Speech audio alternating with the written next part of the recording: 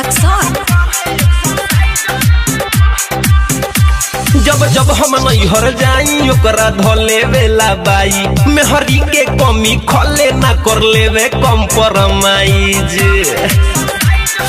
ए सखी जब जब हम नैहर जाई ओकरा धोले वेला बाई मेहरी के कमी खोले ना कर लेवे कॉम्प्रोमाइज। तो राजाई में लुका के सैया करे एक्सरसाइज। राजाई में लुका के सैया करे एक्सरसाइज। हो राजाई में लुका के पियावा करे एक्सरसाइज।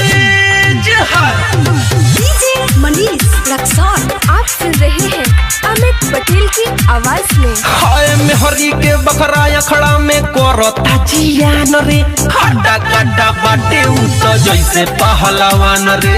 हटा कटा बाटे उ तो जैसे पहलवान रे। घटतावे वजन ओकर बढ़तावे साइज। घटतावे वजन ओकर बढ़तावे साइज। राजाई में लुका के सैया करे एक्सरसाइज। राजाई में लुका के सैया करे एक्सरसाइज। हो राजाई में लुका के पियावा करे एक्सरसाइज।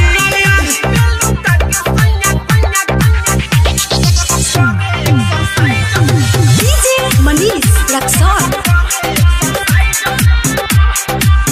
हाय जान जाई लोगावा बदनामी होई गाँव में।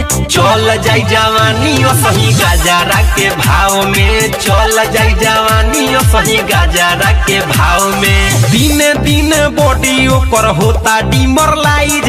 दिने दिने बॉडी ओकर होता डिमोरलाइज। राजाई में लुका के सैया करे एक्सरसाइज। राजाई में लुका के सैया करे एक्सरसाइज। हो राजाई में लुका के पियावा करे एक्सरसाइज। ए सखी जब जब हम नैहर जाई ओकरा धोले वेला बाई मेहरी के कमी खोले ना कर लेवे कॉम्प्रोमाइज। तो राजाई में लुका के सैया करे एक्सरसाइज।